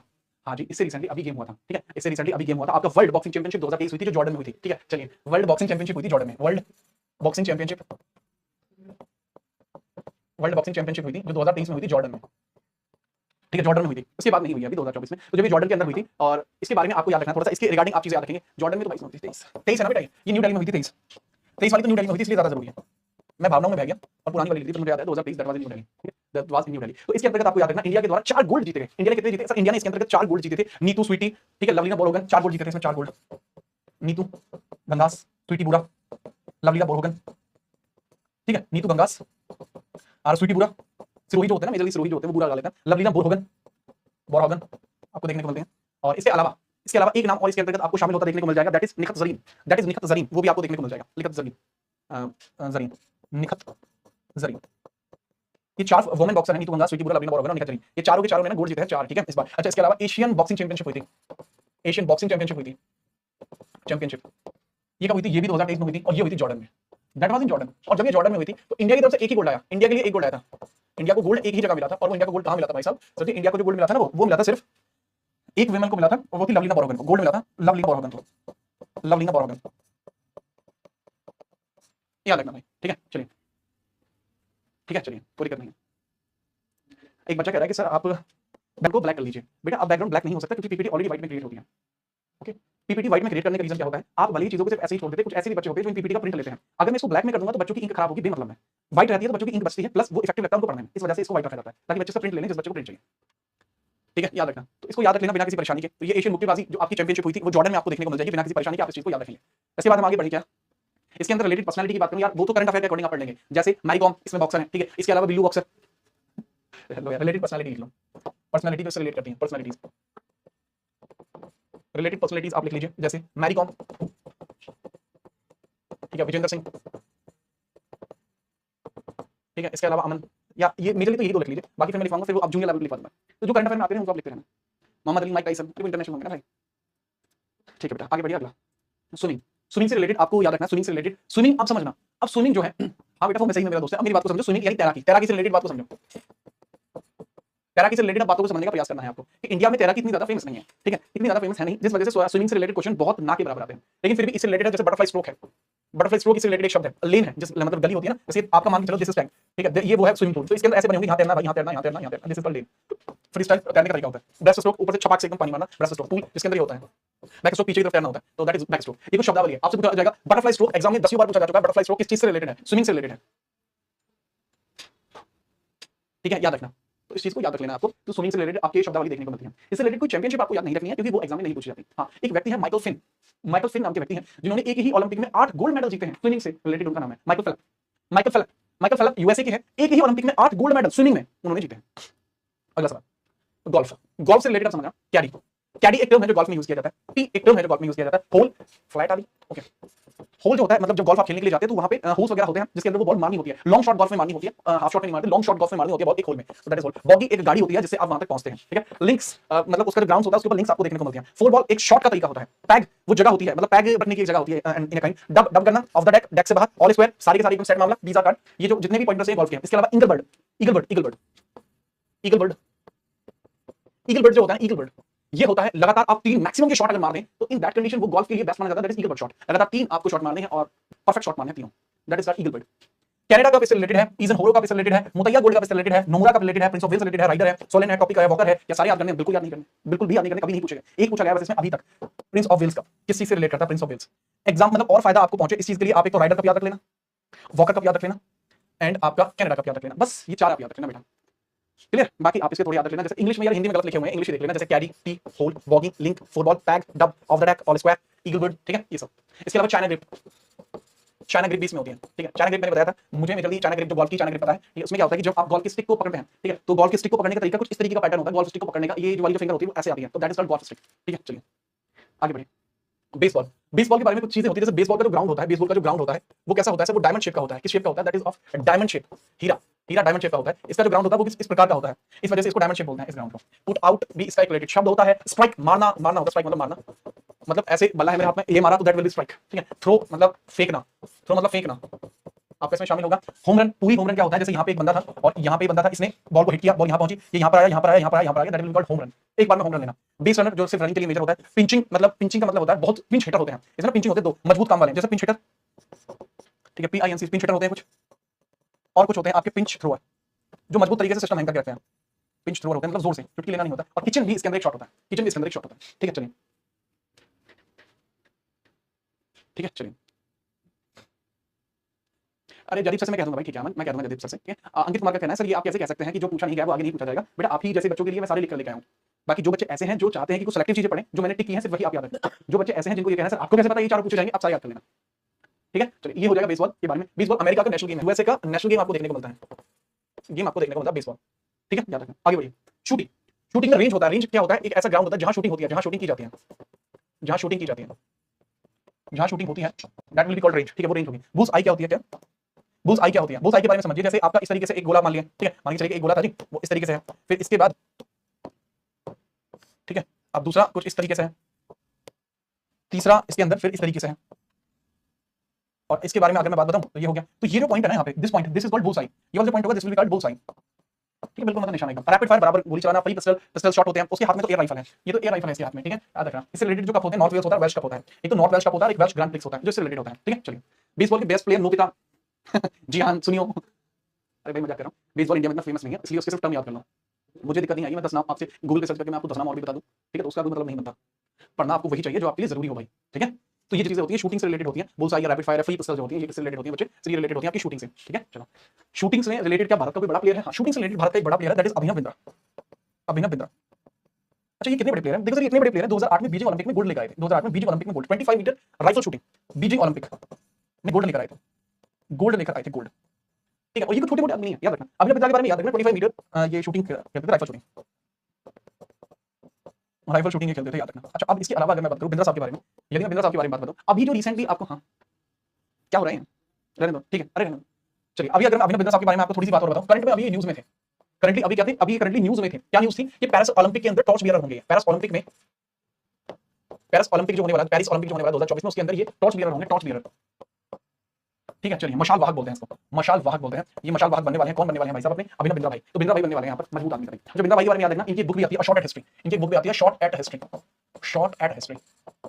तो ये आपको शूटिंग में याद रखना। इसके अलावा सौरभ चौधरी हो जाएगा, मनु भाकर हो जाएगा, जो शूटिंग से रिलेट करता है। सौरभ चौधरी, मनु भाकर, ठीक है, वो शूटर है दोनों। ठीक है, सौरभ चौधरी फेमस रहे थे, 2022 गोल्डन ईयर थी सौरभ चौधरी के लिए। मनु भाकर के लिए 2023 अच्छी रही थी, ठीक है, अच्छी खासी उन्होंने कप वगैरह जीते थे, पर इतने ज्यादा नहीं जीते, ठीक है। अच्छा, अभी अगर मैं बात करूं, इतनी चीजें आपको क्लियर होती हैं, आगे अब हम बढ़ते हैं और आगे देखते हैं, आगे अब हम बढ़ते हैं और आगे देखते हैं नेक्स्ट अगला गेम। हल्का सा देख लीजिए, ठीक है। चलिए, ठीक है, चलिए आगे अगला बढ़िए। वॉलीबॉल, वॉलीबॉल में आपको थोड़ी सी चीजें याद रखनी होंगी, जैसे बूस्टर, बूस्टर वो होते हैं जो बॉल को उठाते हैं, पेनिट्रेशन बॉल को हवा में रखना, स्मैश उसको धम से मारना, लव मतलब स्टार्टिंग करने से होता है गेम से, 0-0 वाला जो होता है वो लव होता है, रोटेशन घूम के मारना भाई, स्पाइकर्स, ये स्पाइकर है लड़का, this person is spiker, spike करने की कोशिश कर रहा है वो, ठीक है, ये स्पाइकर है, गेम्स के अंदर होते हैं स्पाइकर्स। ड्यूस मतलब होते हैं, मतलब क्या बोलते हैं उसको, क्या हो गया, फाउल हो गया, फाउल वाला जो होता है वो ड्यूस होता है, ड्यूस होता है। अच्छा, वॉलीबॉल में रिलेटेड एक और होता है अटैक लाइन, एक अटैक लाइन भी वॉलीबॉल में होती है, तो याद रखना। कई बार आपसे पूछा जाता है अटैक लाइन किस गेम से रिलेटेड है, that is related to volleyball, ठीक है। सेंटिनेनियल कप इससे रिलेटेड होता है, इंदिरा प्रधान कप आपका रिलेटेड होता है, शिवंती कप होता है, वर्ल्ड लीग होता है। एक सेंटिनल कप याद रखना बस, शताब्दी कप इससे रिलेटेड होता है, ठीक है। चलिए बताइए, हो क्या रहा है क्लास में?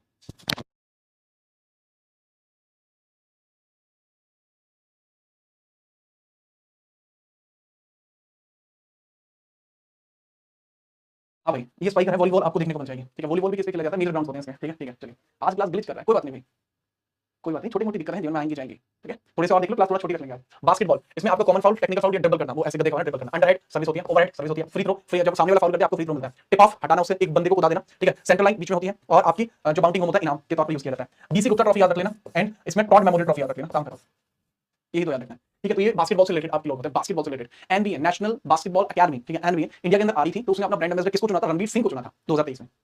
अगला सवाल, billiards and snooker, Pankaj Advani इसी से रिलेट करते हैं, और याद रखना ब्रेक शॉट स्कोरिंग, पहला शॉट जो होता है ब्रेक शॉट होता है। क्यों? एक बॉल होती है जिससे बाकी सारी बॉल मारी जाती है, ठीक है, एक ऐसी बॉल होती है जिससे बाकी सारी बॉल मारी जाती है, पुल शॉट होता है, ऑब्जेक्ट बॉल, ये होती है इसमें बिलियर्ड्स में, और क्यों होती है स्नूकर्स में, ठीक है। जिगर ये होस्ट वगैरह के लिए होती है, कैनस इसी से रिलेटेड एक टर्म होता है। आर्थर वॉकर ट्रॉफी याद रखना, काम करना, थॉमस कप इसमें नहीं होता।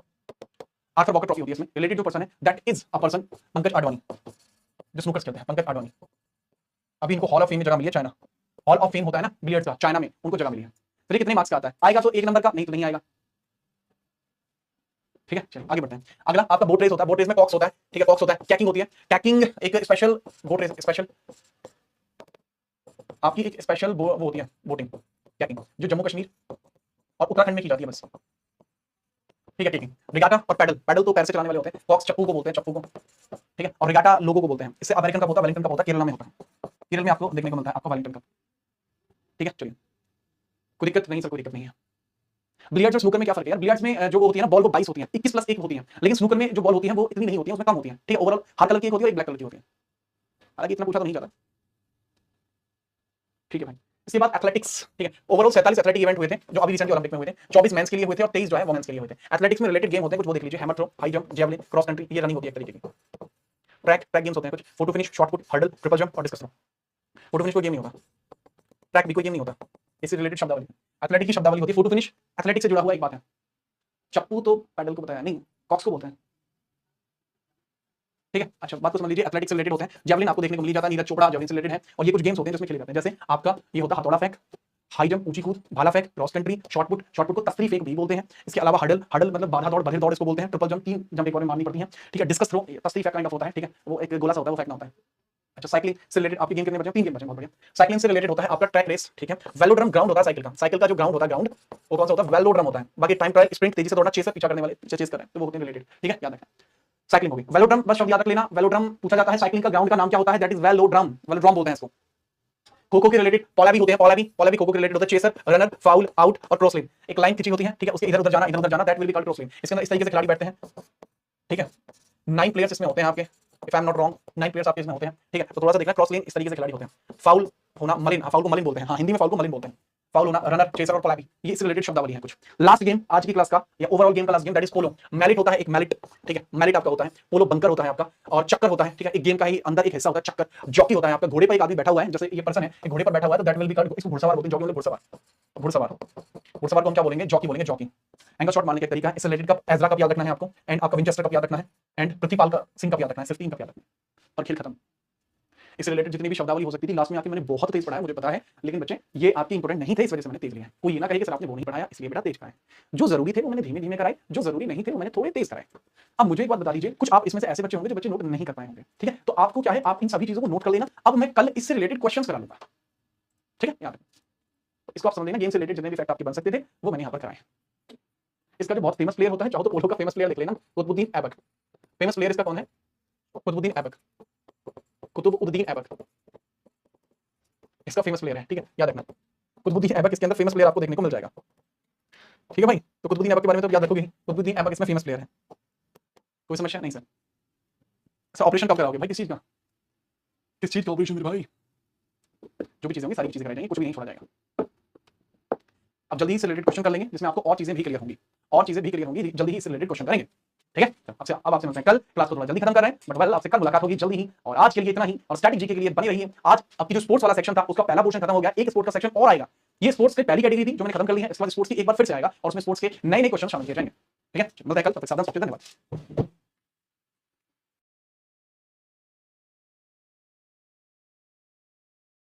ठीक है, बहुत बढ़िया तरीके से देखने को मिलता है, दैट इज इंपोर्टेंट बुक्स। ये स्टैटिक जीके का टॉपिक होता है इंपोर्टेंट बुक्स, इंपोर्टेंट बुक्स नाम का टॉपिक है, देखने को मिलता है। और ऐसा नहीं है बहुत कम देखने को मिलता है भाई, बहुत ज्यादा लेवल पर देखने को यह मिलता है, ठीक है, बहुत ज्यादा लेवल पर यह देखने को मिलता है। इसके बारे में समझिए, इसमें डाल दो, ठीक है। आगे बढ़ते हैं। इंपोर्टेंट बुक यानी प्रमुख पुस्तकें। भाई बहुत इंपोर्टेंट टॉपिकों में से एक टॉपिक आपका प्रमुख पुस्तकों का टॉपिक होता है, और इसको हम पढ़ रहे हैं, बहुत बढ़िया तरीके से पढ़ेंगे। ऐसा नहीं है कि कुछ भी चीज छोड़ी जाएगी, कुछ नहीं छोड़ा जाएगा, बराबर किया जाएगा। तो आपको प्रमुख पुस्तकें जो देखने को मिलती है वो देखने को मिलती है, 4 टाइप की प्रमुख पुस्तकें आपको देखने को मिलती है, 4 टाइप्स, 4 मेजर टाइप्स हैं, ठीक है। पहला, दूसरा, तीसरा और चौथा टाइप्स है, 4 टाइप्स होते हैं इसमें, ठीक है। पहला टाइप होता है इसके अंदर प्राचीन पुस्तकें, प्राचीन पुस्तकें होता है, ठीक है भाई, प्राचीन पुस्तकें होता है, इनको बोलते हैं एंशिएंट बुक्स। ये कौन सी किताबें होती हैं सर, जो हमारे प्राचीन भारत में लिखी गई थी, ठीक है, प्राचीन भारत में लिखी गई थी। जैसे अपनी आर्यभट्ट की जो अर्थशास्त्र थी वो थी, तो सारी की सारी चीजें आपको देखने को मिली थी, ठीक है, याद रखिए। सर आपने स्पोर्ट्स के क्वेश्चन कहां दिए थे, वो जो पीडीएफ आपको मिली थी उसी के एंड में दे दिए थे, है ना? ठीक है भाई, चलिए। इसके बाद प्राचीन पुस्तकों के बाद आपकी कुछ पुस्तकें होती है जिनको ऐतिहासिक पुस्तकें कहा जाता है, हिस्टोरिकल बुक्स। ऐतिहासिक नहीं, ऐतिहासिक, या वो इसी में शामिल कर लो, प्राचीन पुस्तकों में शामिल कर लो, इसी में शामिल हो जाएगा, बढ़िया रहेगा।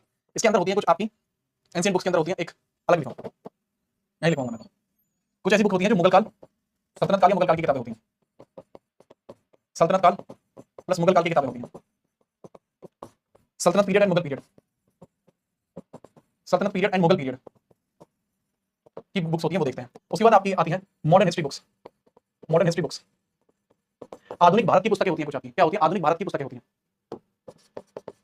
आधुनिक भारत की पुस्तकें होती हैं। अरे भैया जिसको पीडीएफ नहीं मिली है ना क्वेश्चंस की, मैं आपसे बताना चाहूंगा बेटा कि वो पीडीएफ मैं आपको अलग से डलवा दूंगा। अभी आप इस वाले टॉपिक पे ध्यान दें, लास्ट के 5 मिनट बात करूंगा।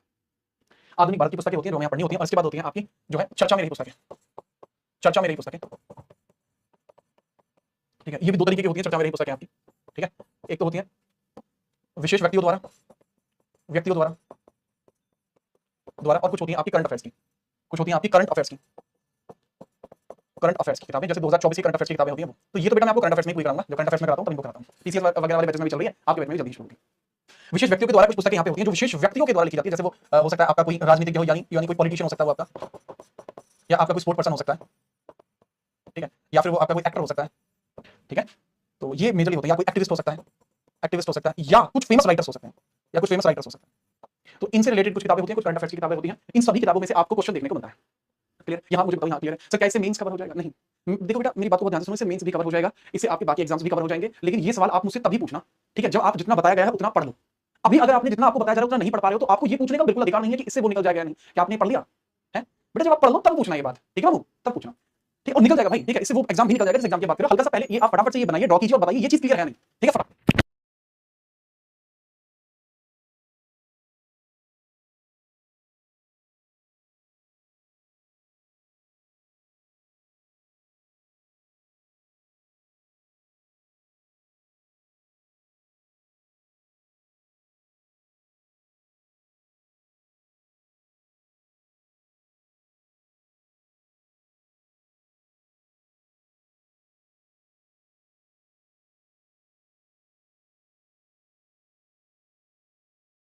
आगे बढ़ते हैं भाई, ठीक है, बिल्कुल।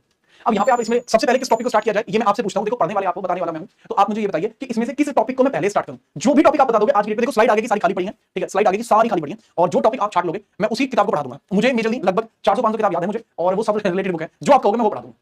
आपकी इच्छा। आज क्लास में डेमोक्रेसी चलेगी, फुल डेमोक्रेसी।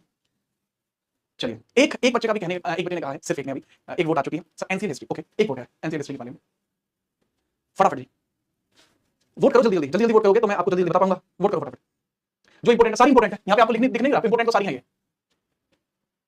ठीक है। 400-500 लिखवा दो। अरे भाई कटारिया कमेंट करो। मॉडर्न के लिए पता नहीं क्यों ज्यादा डिमांड आ रही है, मॉडर्न को लेकर, किसे मॉडर्न इंडिया की बता दो सर। स्लाइड क्यों खाली है, क्योंकि मैं हाथ से लिखूंगा ना सारी चीजें, ठीक है। चलो, करंट्स की बुक आ रही है, मॉडर्न इंडिया की भी आ रही है। ओके ओके, एक साइड से स्टार्ट करिए। ओके देखो, अभी जो मैंने देख लिया आपके कमेंट, किसके अच्छी कमेंट है आज के बैच में, मुझे पता लगा कि काफी बच्चे हैं, ठीक है। अभी जो मेजरली बच्चों की कमेंट आ रही है वो मॉडर्न हिस्ट्री की आ रही है, और मैं मॉडर्न हिस्ट्री के लिए एक ही कहना चाहूंगा कि भाई अच्छी, बड़ी अच्छी विचार है आपके, मतलब क्या बोलते हैं उसको, आपकी चॉइस बहुत अच्छी है। क्योंकि मॉडर्न हिस्ट्री की बुक्स जो होती है, अगर मैं इसको प्रेफरेंस दूं कि सर अगर आप पढ़ाओगे या आप पूछोगे यहाँ पे कटारिया, तो इसमें सबसे ज्यादा कहां से पूछा जाता है बेटा, सबसे ज्यादा मॉडर्न हिस्ट्री से पूछा जाता है। अगर मैं स्टार दूं मॉडर्न हिस्ट्री को, तो मॉडर्न हिस्ट्री को दूंगा मैं 3 स्टार। चर्चा में पुस्तकों को मैं दूंगा एक, मतलब 2 स्टार। इन किताबों को दूंगा मैं एक स्टार, ठीक है, एक स्टार दूंगा। क्यों? क्योंकि ये किताबें मैंने मेजरली पढ़ा दी है, मॉडर्न हिस्ट्री की किताबें ज्यादा पूछी जाती हैं, चर्चा में पुस्तकें करंट अफेयर्स से रिलेटेड पूछी जाती हैं। तो क्या है मेरे भाई, यहाँ पे हम मॉडर्न हिस्ट्री की किताबों से स्टार्ट करते हैं। एग्जाम में ज्यादा आती है मॉडर्न हिस्ट्री, स्टार इनके प्रेफरेंस को दर्शाता है। तो सबसे पहले मॉडर्न हिस्ट्री की किताबें करेंगे, देन सल्तनत का, देन एंशिएंट, ठीक है, और उसके बाद चर्चा में रही पुस्तकें। 3 दिन में टॉपिक खत्म, क्लियर।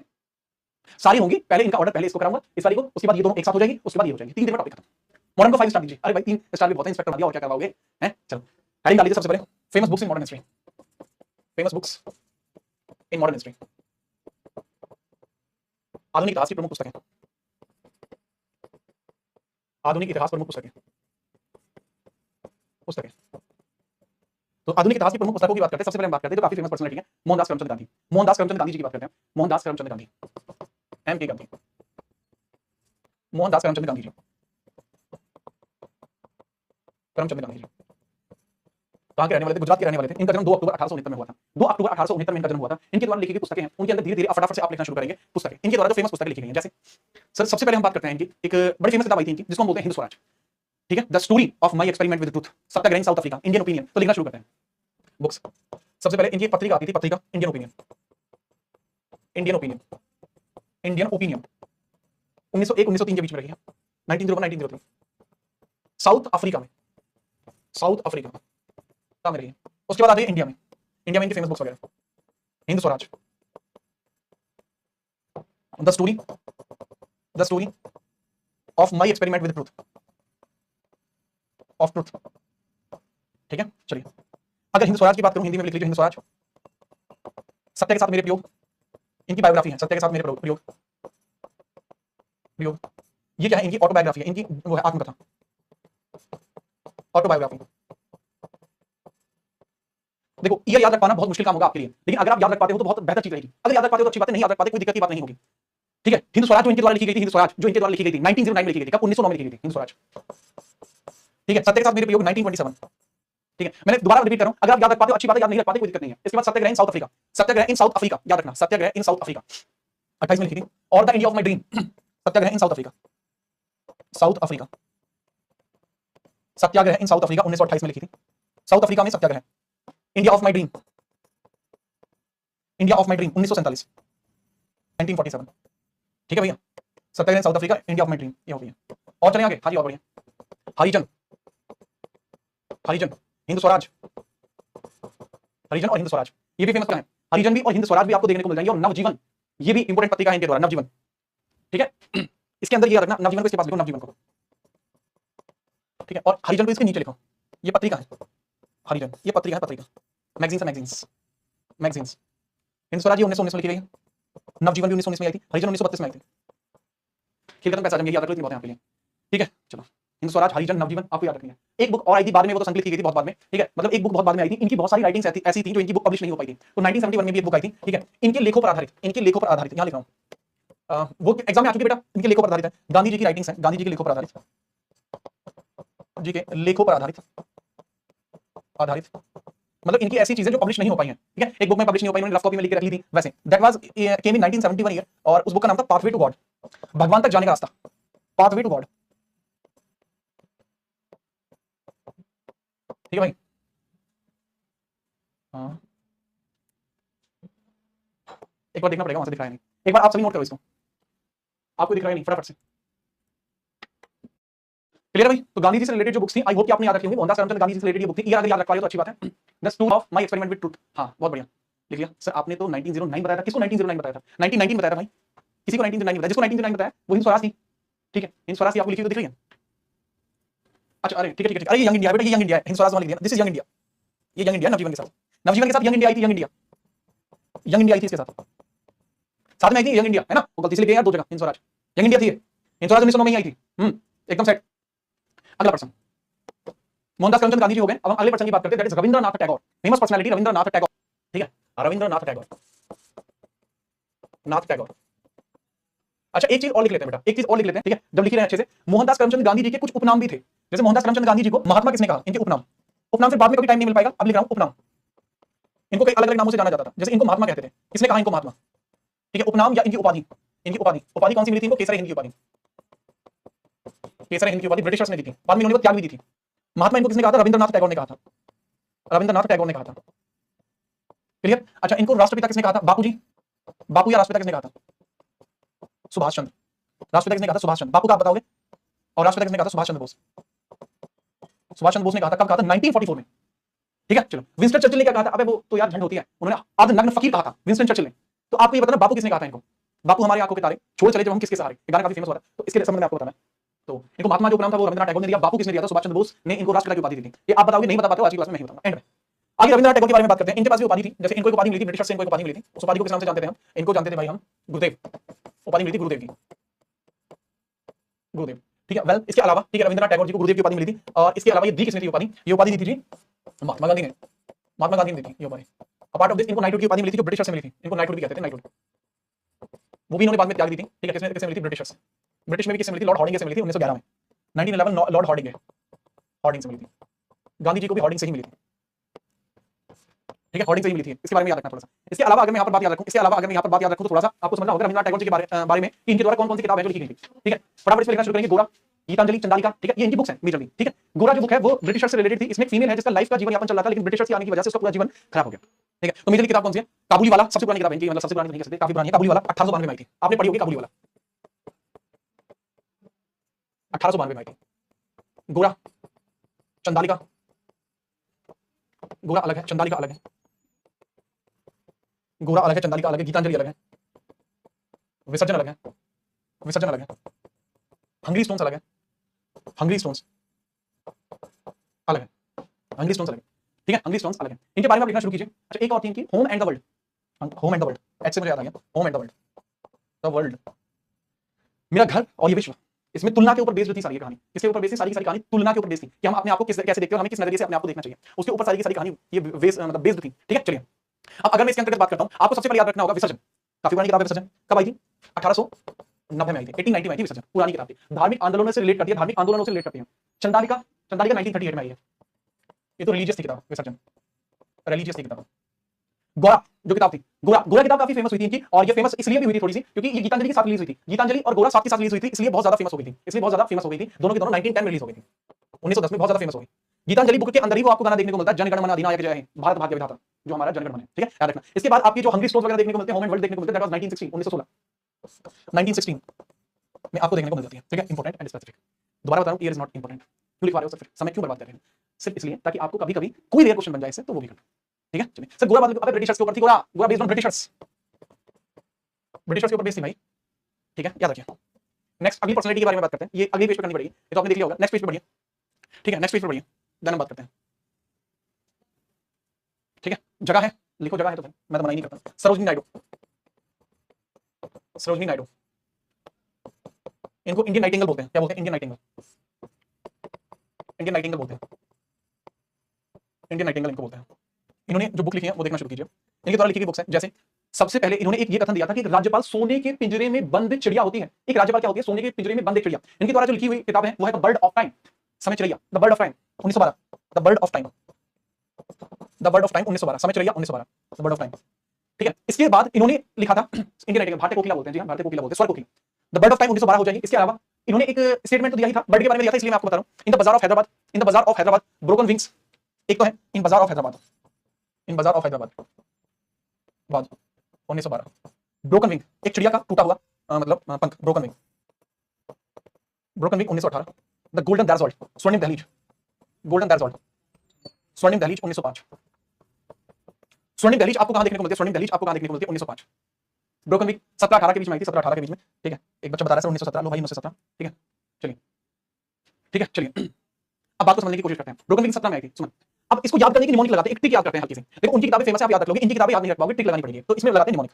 याद याद कैसे रखने के लिए? याद के लिए निमोनिक, याद की निमोनिक लगाते हैं।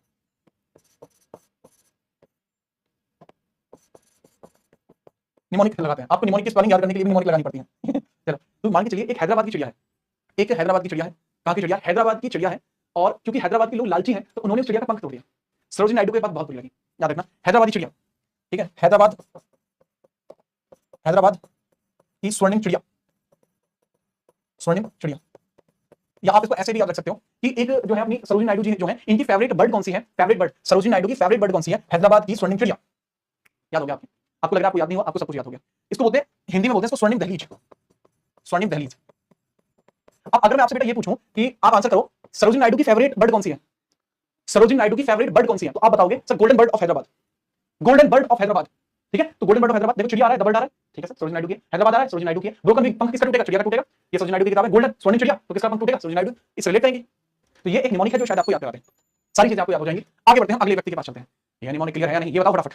जहां पे भी मुझे लगेगा कि आपको निमोनिक देनी चाहिए, निमोनिक आपको मिलेगी। गोल्डन बर्ड ऑफ हैदराबाद किसकी फेवरेट चिड़िया है? सरोजिनी नायडू की। आगे बढ़िए फिर, जैसे आप याद कर लेते हैं, आगे बढ़ो फटाफट, ठीक है। राजेंद्र प्रसाद लिखो भाई, राजेंद्र प्रसाद। एक बच्चा कह रहा है राजेंद्र प्रसाद, बिहार के हो गया बेटा आप, अच्छी बात है। राजेंद्र प्रसाद, राजेंद्र भाई और राजेंद्र प्रसाद, इनके बारे में याद रखना। भारत के पहले, भारत के पहले राष्ट्रपति, भारत के राष्ट्रपति, राष्ट्रपति, भारत के प्रथम राष्ट्रपति, प्रथम राष्ट्रपति। अब इसके बारे में आपको फटाफट से आंसर देना है कि इनके बारे में कितनी किताबें आपको देखने को मिलती है। सबसे पहले आपको याद रखना ये गांधी जी से पहली बार कहां मिले थे? गांधी जी से पहली बार कहां मिले थे? सत्याग्रह जब चल रहा था। कहां पर चल रहा था? सत्याग्रह चंपारण में चल रहा था, इन चंपारण। वही इनकी किताबें 1928 में लिखी हुई थी। किताब का नाम है सत्याग्रह चंपारण। आपको लगा कि मैं आपसे कुछ पूछ रहा हूं, क्या मतलब? ठीक है, इसके बाद आगे लिखिए, इंडिया डिवाइडेड, भारत के हिस्से हो गए।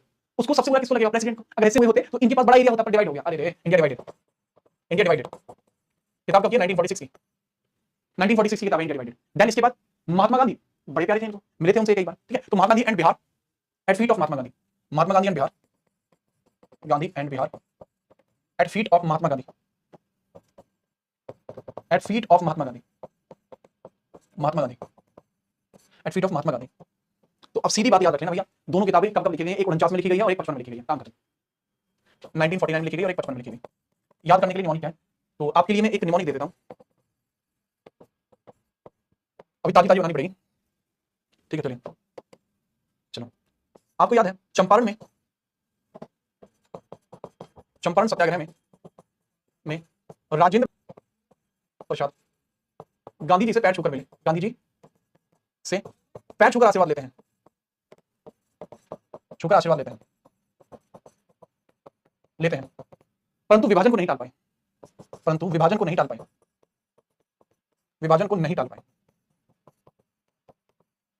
होगी निमोनिक, काम खत्म हो गया जी। चंपारण सत्याग्रह से सत्याग्रही चंपारण हो जाएगी, इंडिया डिवाइडेड से विभाजन से इंडिया डिवाइडेड हो जाएगी, पैर छूकर पैरों से हो जाएगी, eight feet of Mahatma Gandhi. Bihar में मिले चंपारण सत्याग्रह, चंपारण कहां पे है? बिहार में है, गांधी जी, ठीक है। बिहार, बिहार भी इसमें ऐड कर लीजिए, गांधी जी बिहार में, राजेंद्र प्रसाद गांधी जी से में, तो बस गांधी जी एंड बिहार, तो गांधी जी एंड बिहार। तो नहीं आपको याद, उपनाम क्या है इनका? इनको राजेंद्र बाबू नाम से जानते थे, इनको राजेंद्र बाबू नाम से जानते थे, राजेंद्र बाबू। इनका निकनेम क्या है? राजेंद्र बाबू, निकनेम राजेंद्र बाबू, राजेंद्र बाबू। और यह पूर्व बिहार गवर्नर भी रहे हैं, बिहार गवर्नर भी रहे, पूर्व बिहार गवर्नर भी रहे, ठीक है। क्लियर है जी सर, बढ़िया तरीके से शायद आपको याद है। तो दैट इज निमोनिक जो आपको आगे काम आएगी। जिस बच्चे को निमोनिक अच्छी लग रही है, अच्छी बात है, जिसको नहीं लग रही है आप किताबों पर ध्यान। अगला बताइए, अगले किस पर्सन का नाम लिखा जाए? जिस पर्सन का नाम आप कहोगे उसी पर्सन का नाम लिखा जाएगा। फटाफट बताइए किस पर्सन का नाम लिखा जाएगा? जिस पर्सन का नाम आप कहोगे उसी पर्सन का नाम लिखा जाएगा। चलिए आगे लिखते हैं। एक बच्चा कह रहा है सर, ठीक है चलिए आगे बढ़ो। सर हमारे प्रधानमंत्री का लिखवा दो, राष्ट्रपति का लिखवा दो। लिखो तो भाई, जवाहरलाल नेहरू, जवाहरलाल नेहरू, नेहरू। इनकी ज्यादा किताबें नहीं है पर ठीक ठाक है। फर्स्ट पीएम लिखना शुरू कीजिए। Discovery of India, of India, Bharat की खोज, डिस्कवरी ऑफ इंडिया भारत की खोज, क्लियर है नहीं है ये sir? Discovery of India Bharat की खोज हो जाएगा। 1946 में लिखी थी, लेकिन बड़ी खास किताब है ये। 1946 में लिखी थी, खास किताब क्यों है? क्योंकि सर इसको लिखा कहाँ था? इसको जेल में बैठकर लिखा। इसको जेल में लिखा था। जेल में लिखा था? ये आदमी जेल में गया था? अबे और भाई कैसी बात कर रहे हो? अहमदनगर जेल, अहमदनगर जेल 1942 से 45 के बीच में भाई जेल में था। 42 से लेकर 45 के बीच में जेल में थे जब इन्होंने यह किताब लिखी, अहमदनगर जेल। उसके बाद glimpse of world history, glimpse of world history काफी पहले लिख दी थी। इंडिया एंड द वर्ल्ड काफी पहले लिख दी थी। Glimpse of world history, glimpse of world history, India and the world, and the world, ये 1934 में, ये 1936 में। लिखिए इसको कैसे लिखेंगे? ग्लिम्स ऑफ वर्ल्ड हिस्ट्री, विश्व इतिहास की झलक, विश्व इतिहास की झलक, की झलक, विश्व इतिहास की झलक, India and the world, Bharat व विश्व, भारत व विश्व, भारत व विश्व। क्लियर? नोट करो सर। आप ब्लू बॉक्स को जानते हो? हाँ भाई ब्लू बॉक्स को जानता हूँ मैं, कुल को जानता हूँ मैं। ठीक है, इसमें लिख लो विश्व इतिहास की झलक लिख लो और भारत व विश्व लिख लो, इंडिया एंड द वर्ल्ड। ठीक है, ये हो जाएंगे जवाहरलाल नेहरू। देन हम आगे बढ़ते हैं, अगले व्यक्तित्व के बारे में बात करते हैं। यार एक पर्सन है जिनकी किताबें बहुत ज्यादा पूछी जाती हैं, उनके बारे में फटाफट से नोट कीजिए। ठीक है, उनके बारे में फटाफट से नोट कीजिए। ठीक है चलिए, ठीक है, दैट इज लाला लाजपत राय। लाला लाजपत राय, लाला लाजपत राय, इनकी फेमस, बहुत ज्यादा फेमस बुक होती है इनकी, लाला लाजपत राय। फटाफट इनकी किताबें लिख लीजिए लाला लाजपत राय के बारे में। बेटा अगर आपको किताबें याद नहीं, मतलब ईयर याद नहीं हो रही, मैं कह रहा हूं भूल जाओ ईयर, सिर्फ किताबें याद रखो। लाला लाजपत राय के बारे में बात करते हैं। सबसे पहले इन्होंने लिखी थी अनहैप्पी इंडिया। अगर सिर्फ ईयर वाइज बात करूंगा, ठीक है, कि ईयर वाइज बता दो सर ईयर में कौन सी कभी इन्होंने लिखी थी, तो ठीक है भाई। सबसे पहले इन्होंने लिखी थी story of deputation. Story of deputation, deputation 1908 में लिखी थी, स्टोरी ऑफ डेपुटेशन। ठीक है, 1908 में इन्होंने स्टोरी ऑफ डेपुटेशन लिखी थी। अनहैप्पी इंडिया बहुत लेट लिखी थी। स्टोरी ऑफ डेपुटेशन के बाद अगली किताब जो लिखते हैं वो लिखते हैं आर्य समाज, 1915। आर्य समाज, आर्य थे जी हाँ, आर्य समाज 1915, फेमस किताब थी आर्य समाज। आर्य समाज काफी फेमस किताब थी जो इनके द्वारा लिखी गई है। देन इंग्लिश एंड इंग्लैंड डेब्ट to India, English and England डेब्ट to India, England debts to India, to India 1917। ठीक है, इंग्लैंड डेब्ट्स टू इंडिया 1917। ठीक है 1917 याद रखना। इसके अलावा इन्होंने बुक लिखी थी पॉलिटिकल फ्यूचर 1918, पॉलिटिकल फ्यूचर लिखी थी, पॉलिटिकल फ्यूचर इन्होंने लिखी थी 1918 या 19 में लिखी थी, political future, political future of India, political future of India, of India 1918 या 19 में लिखी थी। बेटा 15 में लिखी थी आर्य समाज। ठीक है, ठीक है, इंग्लैंड डेब्ट्स टू इंडिया यानी भारत का इंग्लैंड पर कर्ज, पर कर्जा। ठीक है, आर्य समाज हो गई मेरे डेपुटेशन के दिन। पॉलिटिकल फ्यूचर, अच्छा यंग इंडिया एक और देखो, young India 1920, young India 1920। Sir young India तो अपने गांधी जी की लिखवा दी। बेटा गांधी जी ने जो यंग इंडिया लिखी थी वो किताब नहीं थी, वो पत्रिका थी, ये बुक है। गांधी जी ने पत्रिका लिखी थी, बुक है, और मैंने ये बुक पढ़ी हुई है। बात करूं जी, मैंने बुक पढ़ रखी है। ठीक है, याद रखो पॉलिटिकल फ्यूचर है। ठीक है, ये भारत का राजनीतिक भविष्य, राजनीतिक भविष्य।